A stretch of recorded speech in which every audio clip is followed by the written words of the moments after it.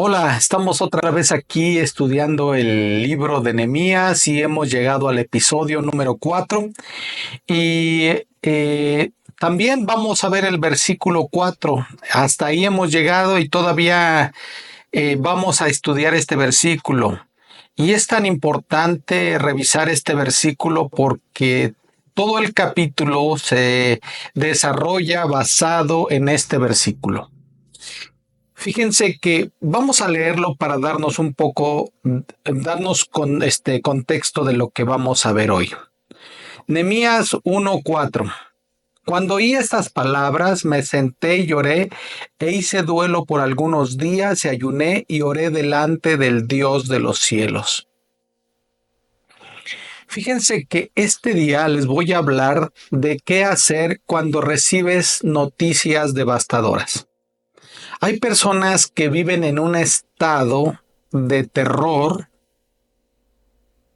por el miedo o por la incertidumbre de que les vayan a dejar malas noticias o noticias devastadoras. Y siempre están pensando lo peor. Siempre están suponiendo que algo gravísimo va a pasar. Pero fíjense que las noticias devastadoras nos golpean con la crudeza de la realidad. Hice esta nota para que tengamos un poco de profundidad en el entendimiento. Pero el terror que nos provoca no proviene de la noticia en sí, sino de la incertidumbre sobre lo que vendrá. La clave en esto es recordar que cuando uno cuenta con Dios, cuenta con promesas firmes, sólidas y eternas. Es decir, nosotros estamos dentro de una esfera que vamos a llamarla, es una esfera no sólida, inestable, pero nosotros estamos bajo otros términos. Los términos en los cuales vivimos nosotros los cristianos, vivimos bajo las sólidas promesas de Dios y esas no cambian, no se mueven. ¿Ustedes han oído frases como lo bueno dura poco o de lo bueno poco? Pues con Dios no es así. Con Dios, sus promesas son eternas y muy firmes y fuertes. Miren lo que dice la Biblia en Proverbios 3:24 al 26. Cuando te acuestes, no tendrás temor, sino que te acostarás y tu sueño será grato. No tendrás temor de pavor repentino, ni de la ruina de los impíos cuando viniere, porque Jehová será tu confianza, y él preservará tu pie de quedar preso. Ahí, en este versículo, Dios te deja dos cosas bien claras. No vas a tener temor. Si tú conoces mis promesas, si me conoces a mí, vas a poder dormir tranquilo.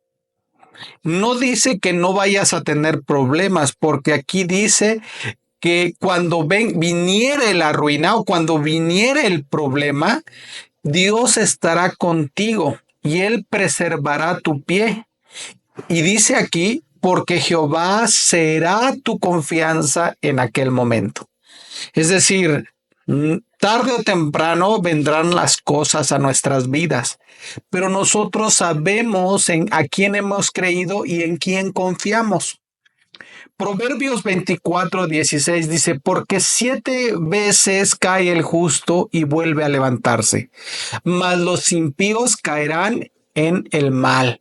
Es decir, un verdadero justo entiende que van a venir las cosas malas y se puede levantar, porque tiene quien lo levante, un segundo que lo levante. Y en nuestra vida es Dios. Y a veces las personas viven sin esa esperanza, viven desesperanzados. ¿Sabes? Nosotros a veces no nos damos cuenta que esos grandes hombres que tú conoces, grandes hombres espirituales, a los que tú admiras, estoy seguro que ellos han sufrido. Es decir, ninguna persona que tenga un nivel de madurez espiritual grande pudo, tiene una vida que en la cual no haya sufrido. Seguramente pasó por algo muy grande. Esas personas han llevado, Dios ha llevado sus vidas de esas personas a otro nivel por el nivel de sufrimiento que han tenido. La vida no siempre nos ofrece caminos fáciles y las desgracias son inevitables en algún momento del camino. Sin embargo, entender que las dificultades son parte del viaje que Dios ha planeado para nosotros nos permite enfrentarnos con mayor sabiduría y valentía. No se trata de evitar el dolor, sino de aprender a caminar a través de él con la confianza que Dios tiene y nos ha dado, como dice su escritura, que Él ya nos ha dado todo su poder. El verdadero problema surge cuando nos damos cuenta de que no hemos aprendido a confiar en Él y nos puede pasar una y otra vez.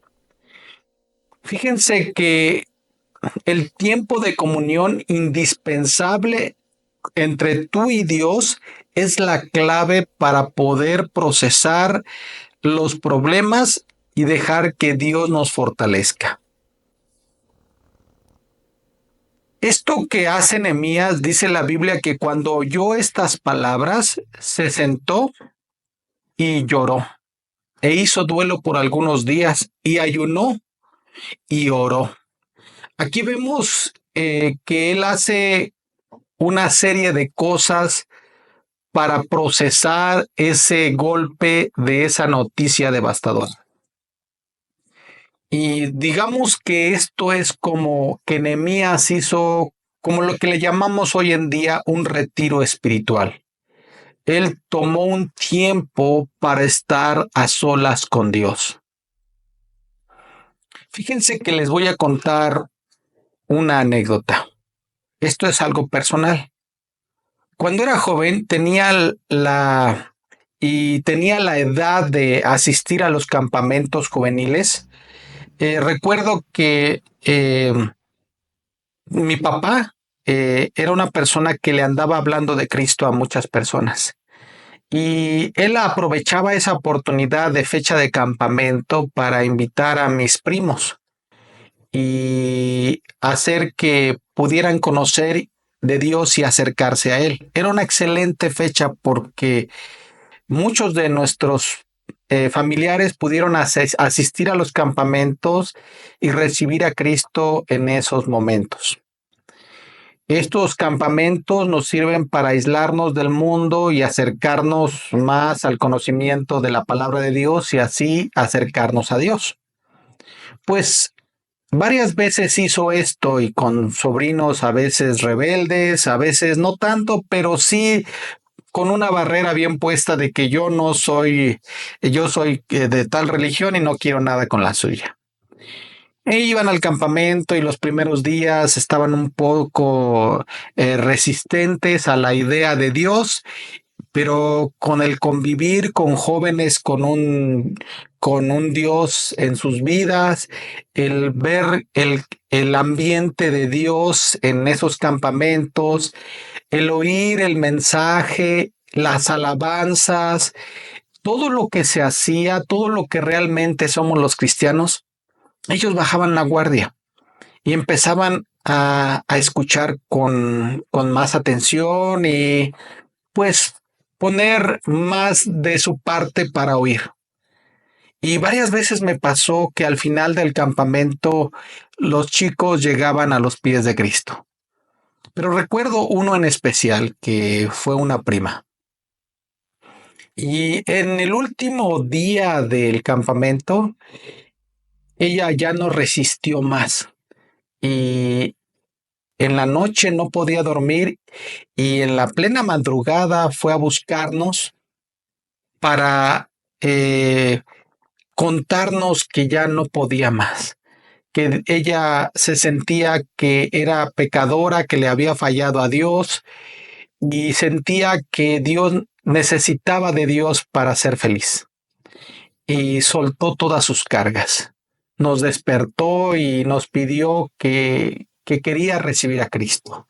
Nosotros le explicamos y ella recibió a Cristo. Fue algo increíble. Y sabes, no fue la única vez que nos pasó esto. Hubo varias ocasiones que nos pasó esto. Y notamos que ese tiempo de pasarlo eh, fuera de tu ambiente, fuera de tu cotidianidad, te hace como que asentar tu vida y decir, bueno, ¿qué es lo que Dios quiere de mí? Y es muy importante tomarse ese espacio. Es por eso que nosotros siempre recomendamos el que las personas tengan diario un tiempo a solas con Dios. Pero si puedes alejarte del ruido, del ambiente, de tu rutina y tener un espacio con Dios, eso es muy importante. Fíjense que en la Biblia hubo varios hombres de Dios que hicieron esto en un momento de gran dolor, como el profeta Elías cuando era perseguido por Jezabel. Él fue al monte Horeb y estuvo ahí orando y hablando con Dios y tomando un tiempo aparte con él. También el rey David oró en el Salmo 142 cuando era perseguido por Saúl, se fue aparte a hablar con Dios. El rey Ezequías, cuando fue amenazado para invadir su ciudad, él fue al templo a orar en Isaías 37. Nosotros nos podemos dar cuenta cómo él va y pone este asunto tan delicado a los pies de Dios y él le deja esa carga a Dios. También el Señor Jesucristo, él dice la Biblia que él se iba a orar aparte. También dice que antes de su muerte él fue a Getsemaní a orar. Es decir, el Señor Jesucristo y varios personajes de la Biblia nos ponen un buen ejemplo de tomar tiempo con Dios, de apartar espacios cuando tenemos un gran problema y dedicarnos a Dios. Saben, los médicos recomiendan mucho el frenar y el sistema hoy en día es querer acelerarlo todo, vivir con mucha prisa. Por ejemplo, ustedes saben que en los Estados Unidos la gente vive siempre con prisa, tienen 2, 3 trabajos porque hay que pagar mucho y en todo el mundo prácticamente está la tendencia de acelerar. Pero dicen que lo mejor es también saber usar el freno, el saber decir, espérame, necesito tomarme un tiempo para mí, en este caso, un tiempo con Dios. Y nosotros nos damos cuenta que el diablo quiere que vayas a toda velocidad, pero Dios dice detente. A veces el objetivo de Dios es solo hablar contigo, solo platicar contigo. Y fíjense que aquí en este versículo vemos 5 principios para afrontar los momentos difíciles, para tener esperanza en Dios. Estos principios son prácticos, son fáciles de comprender y son fáciles de aprender para que nosotros podamos tener el conocimiento de qué hacer cuando nos venga el problema. Porque como hemos dicho, el problema vendrá. Dice la Biblia que Nehemías se sentó, lloró, hizo duelo, ayunó y oró. Y esto es lo que quiero que nosotros aprendamos hoy. Dice la Biblia que Nehemías se sentó. Esto tiene que ver con nuestro pie en el freno, decir, a ver, me detengo. Fíjense que a menudo a mí me dicen que no tienen tiempo de orar y leer la Biblia las personas porque ellos dicen que tienen mucho trabajo, que son personas muy activas y por eso no pueden darse ese tiempo. Y tienen una cabeza una mente muy inquieta y siempre están pensando en qué van a hacer y qué van a hacer. Y dicen, no puedo sentarme y nada más, tengo que hacer algo. Y piensan que el mundo se va a arreglar solamente por hacer. Y no, a veces no comprendemos que eso es trabajar en vano. Pero seguido hay personas que me dicen, es que yo nunca tengo tiempo de leer la Biblia, no tengo tiempo de orar. Y sabes que Dios quiere que te sientes y que descanses en Él y te tomes tu tiempo con Dios. Cuando las personas dicen esto, yo pienso y digo, ¿sabes qué? Esto no es así, porque Nehemías era una persona emprendedora, era una persona muy hábil, muy capaz, se encargaba de cientos de asuntos, pero él se daba tiempo de estar a solas con Dios. Y es que era vital para él, porque él no depende de sus fuerzas, sino de las fuerzas que Dios le da a él. Hay personas que trabajan y no logran nada, o tal vez sí lo logran, pero siempre viven en un estado de cansancio y un estado de desesperación. Cuando tú estás recibiendo el consejo de Dios, tú vives tranquilo, feliz, porque sabes que quien realmente hace las cosas es Dios a través de ti. Fíjense que aquí en Nehemías, él se sienta. Fíjense, la Biblia dice que esto es como un descanso. El descanso en Dios es paz para el alma, pero para aquella alma que aprende a confiar en Él. Dice la Biblia en el Salmo 23, Jehová es mi pastor, nada me faltará. Y luego dice, en lugares de delicados pastos me hará descansar. Entonces, este pasaje, este capítulo que es muy famoso, nos habla de que Dios nos provee de todo lo necesario para que nosotros estemos bien. Y dice que nos hace descansar en Él. Mateo 11, 28 al 29 nos dice, venid a mí todos los que estáis trabajados y cargados, y yo os haré descansar. Y no es cierto que ese es el común denominador de la sociedad de hoy en día. Todos están trabajados y cargados y llenos de asuntos y de problemas y de conflictos mentales. Y a veces mucho trabajar no te quita las deudas, mucho ganar no te quita tus deudas, sino que simplemente estás metido en este rol, en este círculo vicioso de falta de descanso y de paz.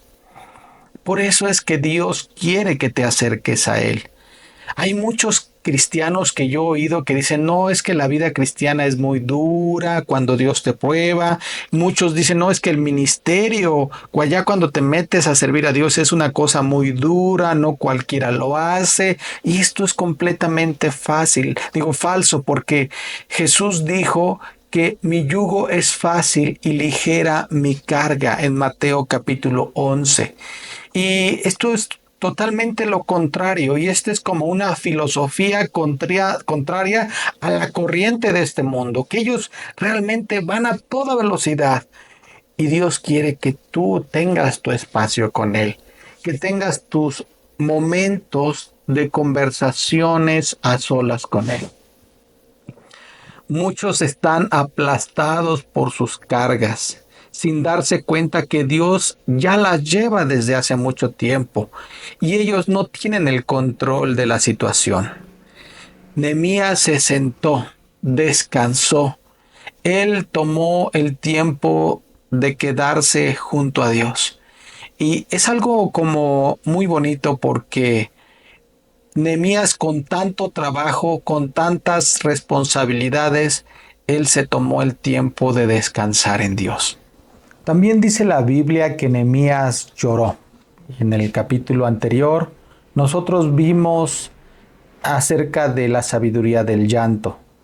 Y en esta ocasión quiero hablar de alguien más que lloró, porque la semana pasada hablamos acerca del llanto de Ana, que fue un llanto con propósito, pero que también aquí hay otro llanto que podemos decir que Dios puede hacer grandes cosas con un llanto de arrepentimiento auténtico.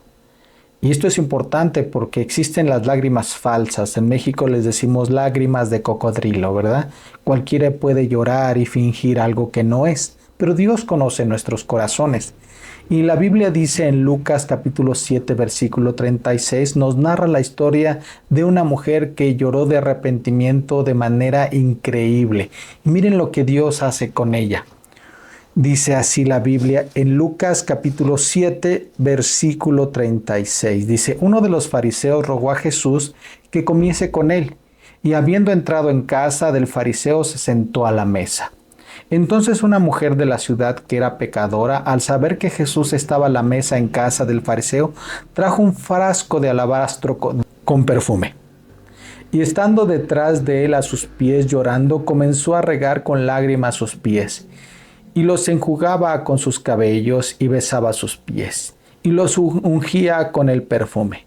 Cuando vio esto el fariseo que le había convidado, dijo para sí, si fuera profeta, conocería quién y qué clase de mujer es la que le toca, que es pecadora. Entonces respondió Jesús, le dijo, Simón, una cosa tengo que decirte. Y él dijo, di maestro. Un acreedor tenía 2 deudores. El uno le debía 500 denarios y el otro 50.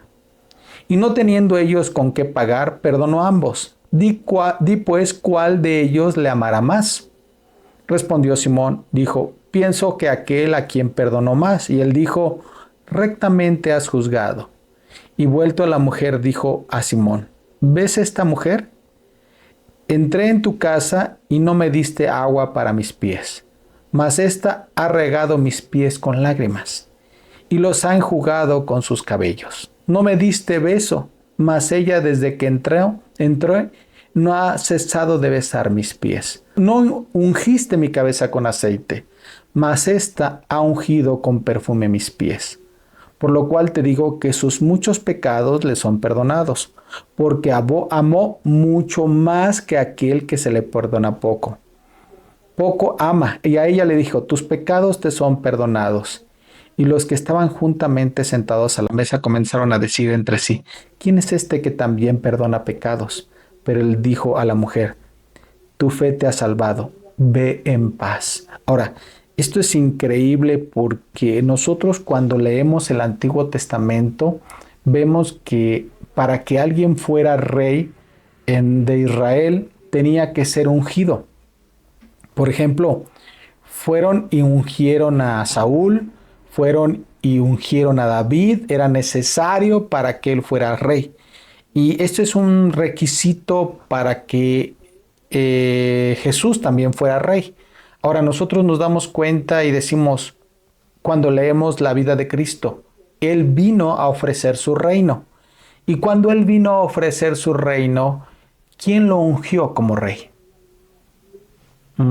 ¿Qué autoridad lo ungió? ¿Qué gente importante lo ungió como rey? Nadie. Quien lo ungió como rey es esta mujer. El requisito, Él tenía que tener un requisito. Él que tenía que cumplir, este requisito. El ser ungido. ¿Y quién lo ungió? Una mujer mala, pidiéndole perdón. Es decir, cuando tú realmente estás arrepentido, Dios puede usar ese arrepentimiento para su honra y su gloria. Esto es algo que debemos de considerar porque esto es algo enorme. Y esto cumple Dios el requisito de ser rey legítimo por el arrepentimiento en llanto de esta mujer. A veces las personas no se dan cuenta de lo grande que es Dios y su obra y su palabra. Nehemías dice la Biblia que se sentó y lloró. Lloró de arrepentimiento porque él y todos sus antepasados eran pecadores. Lloró de tristeza porque no se habían arrepentido y no habían acudido a Dios y lo habían olvidado. Lloró de dolor porque el pueblo, lejos de arrepentirse, seguía en pecado. Y esta mujer no paró de llorar. Lo único que necesitaba y pedía a Dios era perdón. Esta es la clase de oración de esta mujer mala que llegó a pedirle perdón a Dios. Hay muchas personas que piensan que sus pecados son tan grandes que Dios no los perdonará jamás. Y es natural, todos sentimos eso. Pero Dios es capaz de perdonar nuestros pecados. También dice la Biblia que Él hizo duelo. Y hay pocos que hablan del duelo en la Biblia. Es más, algunos piensan que el tener duelo es pecado. Algunos piensan que pasar por duelo es como darle entrada a la depresión. Y muchos piensan que la depresión es pecado. Y quizás en cierto modo sí, pero el saber, el hacer el duelo conforme a lo que Dios nos dice, no está mal, no es pecado. El duelo se presenta como olas de dolor y emociones encontradas que con el tiempo aprendemos a navegar y a procesar en silencio bajo la voluntad de Dios. Es decir, el duelo es el proceso que nosotros de manera natural hacemos para poder procesar todo lo que nos está pasando, todas estas grandes noticias devastadoras. Cuando nos llegan esas cosas, no sabemos qué hacer y lo que nos queda es pensar, procesar, y nos llegan momentos de culpa, momentos de decepción, de tristeza, de qué voy a hacer, de incertidumbre. Y son tantas cosas dentro de uno mismo. De hecho, en sí el duelo no tiene fin. Siempre uno le da tristeza haber hecho algo malo delante de los ojos de Dios. Y Dios quiere que nosotros estemos con alegría, pero habiendo entendido lo mal que hicimos. El verdadero duelo es aquel que te guía a aceptar la soberanía de Dios, renovando tu corazón y permitiendo estar delante de Él con pureza y sinceridad. A veces personas, cuando pasan por unas malas noticias, salen del duelo, pero en el sentido de que ya aceptaron. Nunca realmente salen de duelo. Pueden pasar toda la vida en dolor, en angustia, con rencores, culpando a todos y destrozando su vida y llenándola de remordimientos. Cuando un buen cristiano tiene unas malas noticias, uno acude a Dios y empieza a leer la Biblia. Yo recuerdo que hubo una ocasión donde yo pasé por un gran problema y me puse a orar y a tomarme el tiempo con Dios. Y Dios me dio muchos versículos de la Biblia que me consolaron. Y sentía yo como si Dios viniera y me abrazara y me estuviera explicando lo que estaba pasando. Y muchas cosas ni las entendí, otras sí. Pero lo que yo necesitaba entender, lo entendí. Y Dios me consoló y sentí como una paz profunda, inmensa en mi vida. Y esto es algo que nosotros podemos ver en el libro de Job. Job tuvo, ya sabemos, el hombre que más sufrió en la historia. Este Job, Dios mismo lo pone a prueba. Y dice la Biblia que un día estaba Dios en el cielo y vinieron los ángeles, en los cuales vino Satanás. Y Dios le dice, ¿de dónde vienes? Y él dijo, de rodear la tierra y andar por ella. Andaba como desempleado. Todo el mundo está bajo mi control. No tengo trabajo. Yo estoy controlando el mundo. Y Dios le dice, tengo un trabajo para ti, Job. Ah, no, pues tú le das todo, quítale todo y vas a ver que blasfema contra ti. Ok, está en tu mano, no toques su vida. Va y le quita todo. 4 grandes, terribles noticias. Lo pierde todo. Y otro día va Satanás delante de Dios y ¿qué te dije? Job no dijo nada en contra mío. Pues no le hiciste nada a él, pero piel por piel, tócalo a él y verás si no blasfema contra ti. Dijo, ok, otra vez, atácalo, pero no toque su vida. Y ahí va. Y dice la Biblia que él vino Satanás y lo hirió con una sarna maligna, desde la coronilla de la cabeza hasta la planta de los pies. Y Satanás queriendo que perdiera su integridad, que hablara. Y ojo, cuando nosotros tenemos una noticia grave, cuando estamos sufriendo con algo terrible, la tendencia es, ¿por qué a mí? Hacemos esas preguntas. ¿Qué hice yo para merecer esto? Y empezamos a culpar a la gente. Y a veces de manera indirecta estamos culpando a Dios. Y estamos pecando contra Dios. Y cuando tenemos un problema tenemos que tener mucho cuidado de lo que decimos. Porque a veces estamos acusando a Dios de ser injusto, de ser malo con nosotros. Y ¿sabes? Dios no le debía nada a Job ni le debe nada a nadie. Dios es Dios. Y fíjense lo que dice Job capítulo 2, versículos 7 al 10. Entonces salió Satanás de la presencia de Jehová e hirió a Job con una sarna maligna, desde la planta del pie hasta la coronilla de la cabeza. Y tomaba Job un tiesto para rascarse con él, y estaba sentado en medio de ceniza. Entonces le dijo su mujer, ¿aún retienes tu integridad?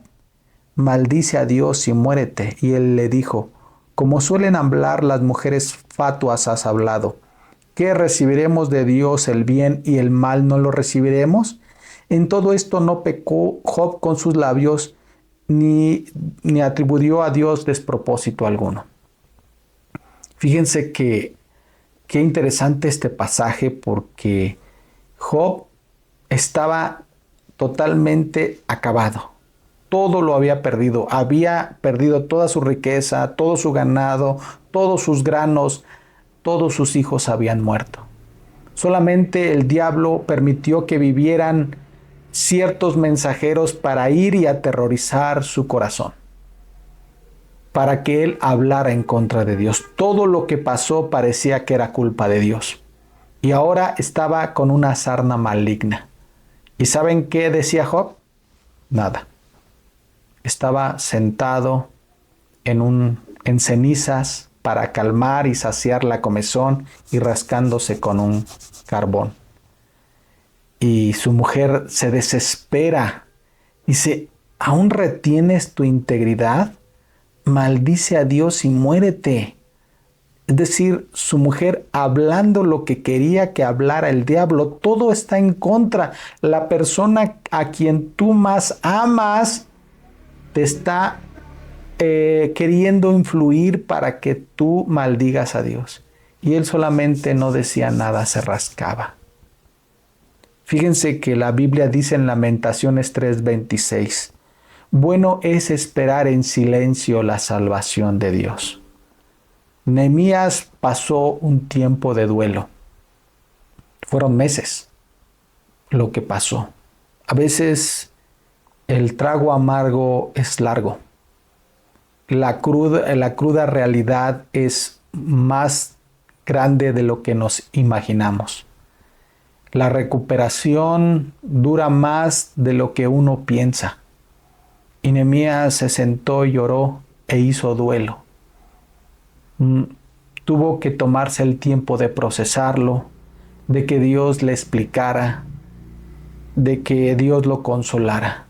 No siempre entiende uno todo y no es necesario, pero sí es necesario recibir el consuelo de Dios. También dice la Biblia que Nehemías ayunó. Ayunar te permite liberarte de los deseos de la carne y de la dependencia a lo carnal, abriendo el camino a una relación más pura y profunda con Dios, fíjense. Cuando tú estás metido en la guerra espiritual, comprendes mucho mejor esto.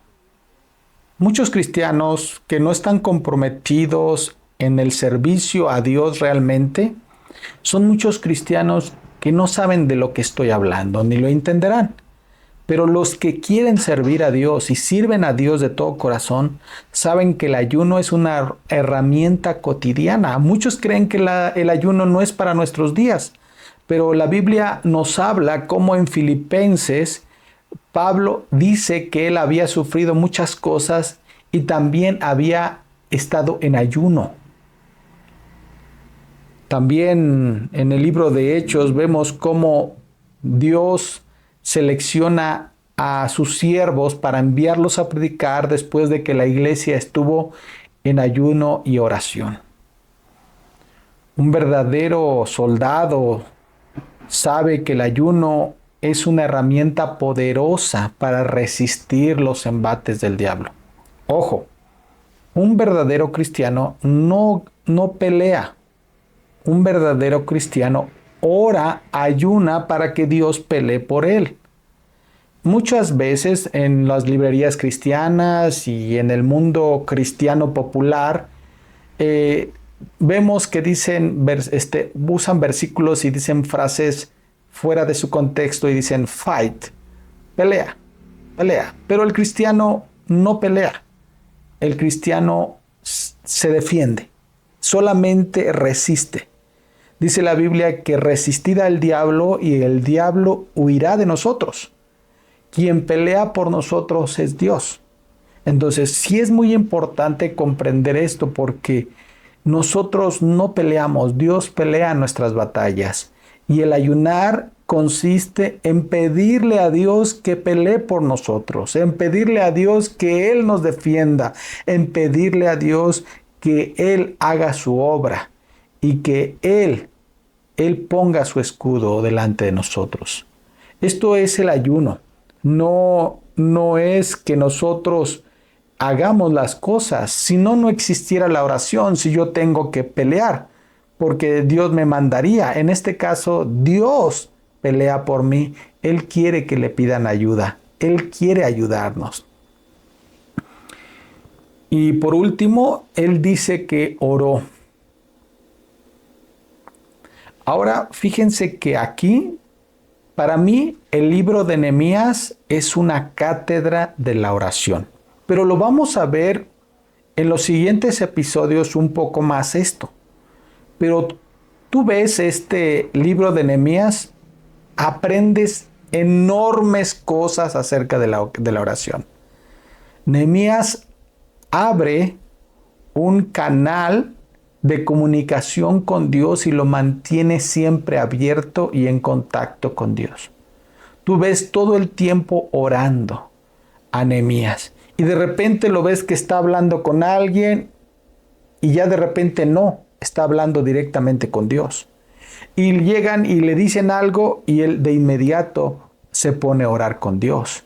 Y él tiene siempre como la prioridad, como lo más rápido posible hablarle a Dios. Y no está pensando en solucionar antes de orar. Señor, ayúdame en esto. Te pido en este momento me ayudes en esta situación. Y a veces muchas personas están tan desconectados con Dios y no saben cómo Dios actúa. Y Dios sí está actuando al momento, en tiempo real contigo. Y eso muchos no lo creen y porque nunca jamás han estado y han tenido una vida de oración. Pero dice la Biblia que Dios es nuestro amparo y fortaleza, nuestro pronto auxilio en las tribulaciones. No es algo que tarda, esto es algo inmediato. Y es que yo le pedí a Dios y no me contestó. Eso piensas tú, pero seguramente Dios te está contestando y no te das cuenta. Como no lo conoces, como no vives de la mano de Él, no sabes que ya está respondiendo. A veces las personas no comprenden el actuar de Dios y no comprenden sus propósitos y viven en una esfera de egoísmo donde si Dios no les da sus caprichos, entonces para ellos Dios no existe. Y nosotros vemos a un Nehemías que está pidiendo perdón por él y por su pueblo, en un mundo totalmente alejado al egoísmo. Y creo yo que el egoísmo es el cáncer de la oración, por decirlo así. Muchos han dejado de orar y dejan de orar porque lo único que quieren son beneficios personales y una vida más cómoda. Y Dios dice, como lo hemos visto en episodios anteriores, que si pedimos alguna cosa conforme a su voluntad, Él nos oye. Ahora, estas 5 cosas, 5 principios que hace Nehemías, yo pienso que debemos guardarlos en nuestro corazón, porque vendrán tiempos difíciles donde yo tengo que saber qué hacer. Tú no sabes qué vendrá. Quizás te den un mal diagnóstico de salud, quizás tengas alguna pérdida de un familiar, Dios no lo quiera, quizás un accidente repentino, no lo sé. Pero estoy seguro de una cosa, que Dios es fiel para estar con nosotros y ayudarnos. Y no nos dejará estar solo. Dios nos dará el poder y la fuerza para resistirlo. Y salir de eso con bendición. Y salir de eso con un crecimiento espiritual para poder ayudar a otros que lo necesiten. En la vida de oración de Nehemías no existe en el nombre de Cristo Jesús. Amén. No porque sea malo, sino porque realmente nunca hace un corte en la oración. Siempre está orando. Dios siempre quiere estar como número 1 en la solución de nuestros problemas. El corazón de Dios está dispuesto a oír a quienes tienen un arrepentimiento genuino y sincero. Hay quienes viven atrapados en el temor y la ansiedad por posibles noticias devastadoras, creando un caos mental y emocional, cuando en realidad deberán enfocarse en las promesas que Dios tiene y su sólida bendición estable y eterna que tiene para nosotros. Creo que este versículo puede hacer de nosotros personas con otro nivel de madurez. Cuando hayamos superado el temor a las noticias devastadoras. Vamos a orar. Dios Padre, quiero agradecerte, Señor, el que tú estás siempre con nosotros y que tus promesas son firmes y fuertes y que aunque nosotros a veces nos debilitamos y sentimos temor, terror, Señor, yo te suplico que aprendamos a confiar plenamente en ti. Y te pido, Señor, que siempre estemos acumulando tus consejos en nuestro corazón y esa fortaleza tuya en nosotros para cuando tengamos dificultades. Te pido que aprendamos cada día más de tu palabra y que podamos ser de bendición a otros si tú así lo deseas. En el nombre de Cristo Jesús. Amén.